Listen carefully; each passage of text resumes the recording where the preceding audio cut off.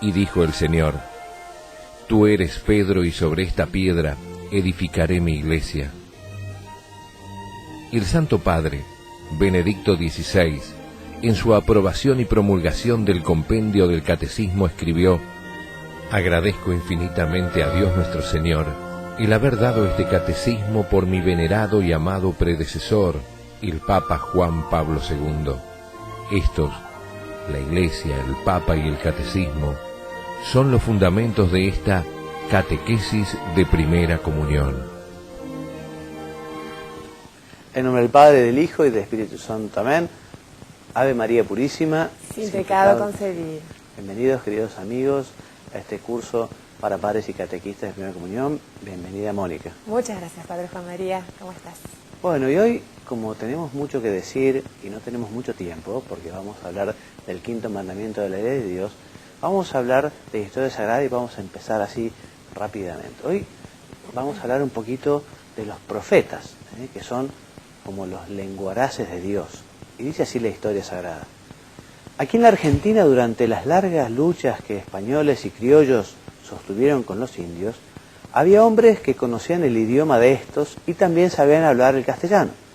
Eran conocidos como lenguaraces y actuaban en las negociaciones entre caciques y cristianos. Hoy día existe un funcionario que tiene una misión parecida, es el vocero presidencial, que habla con los periodistas en nombre del presidente de la República. Los profetas eran algo así como lenguaraces o voceros de Dios, hombres santos que Dios elegía para enviar mensajes al pueblo de Israel y en ocasiones a otros pueblos.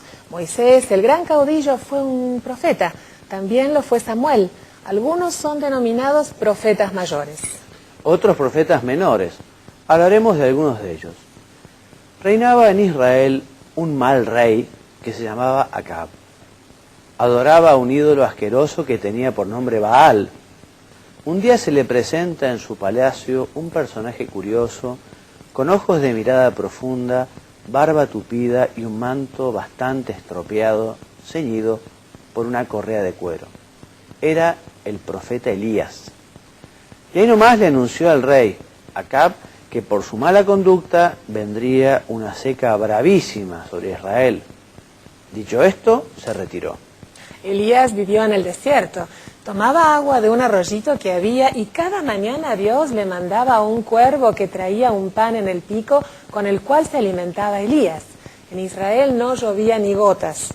Llegado el tiempo oportuno, Elías se presentó de nuevo en el palacio de Acab y, para demostrar cuál es el verdadero Dios, le hizo un desafío a los sacerdotes de Baal. El desafío consistía en lo siguiente: ellos ofrecerían un sacrificio a Baal y él al Dios de Israel, pero nadie encendería la fogata destinada a consumirlos, sino que cada cual rezaría para que ardiera la leña.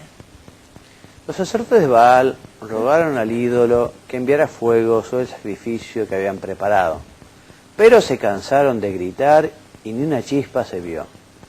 Después Elías rezó a Dios y enseguida una gran llamarada bajó de la nube y quemó el sacrificio ofrecido por el profeta hasta reducirlo a un montoncito de ceniza.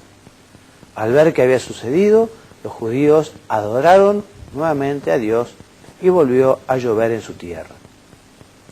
Elías no murió, que se sepa. Subió al cielo en un carro de fuego y allí estará hasta que vuelva Jesucristo el día del juicio final. Elías tuvo un discípulo o alumno que también fue profeta, llamado Eliseo. Eliseo se hizo famoso por la curación del general Naamán, un militar extranjero que estaba leproso. La cosa fue así.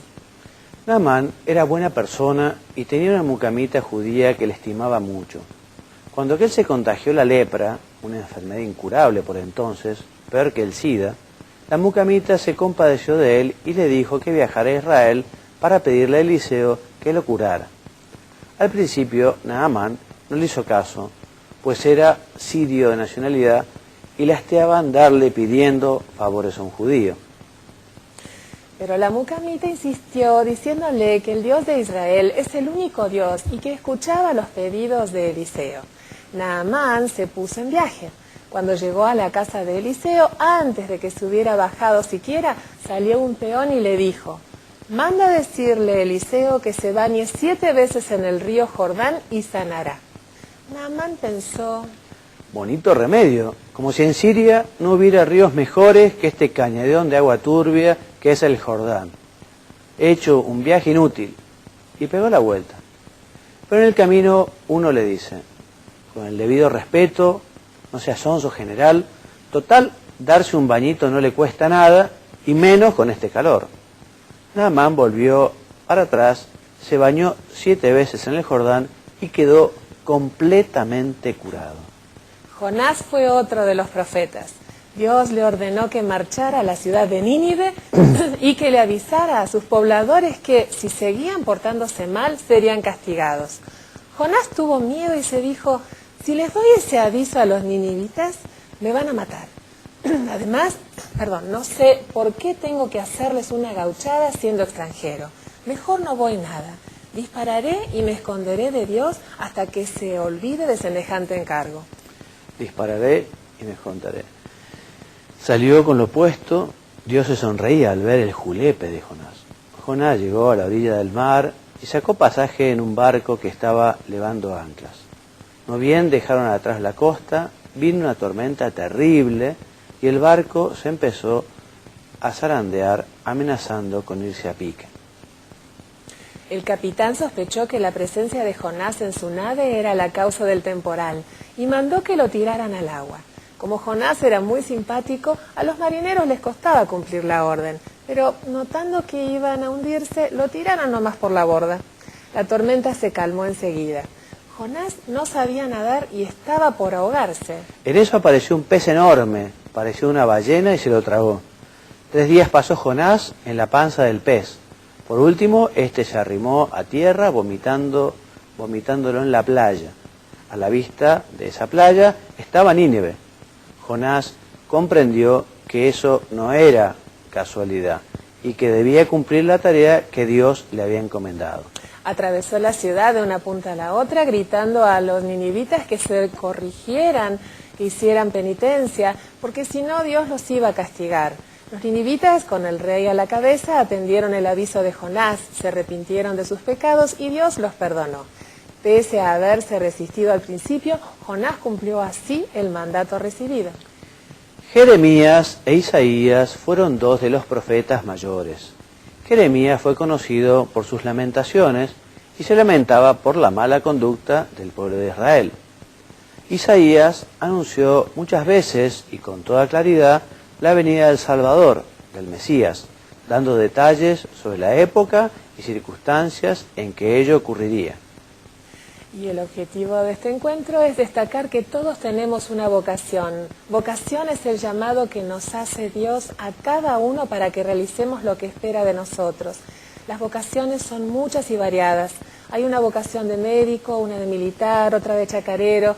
Los profetas tuvieron la vocación de profetizar. Ellos fueron fieles a ella, aunque alguno se haya resistido al principio, como Jonás. Para ser felices debemos ser fieles a nuestra vocación. Y puede ser oportuno también recordar que el último de los profetas y el más santo, el que recibió el mejor elogio de Jesús, fue su primo Juan el Bautista, ¿no?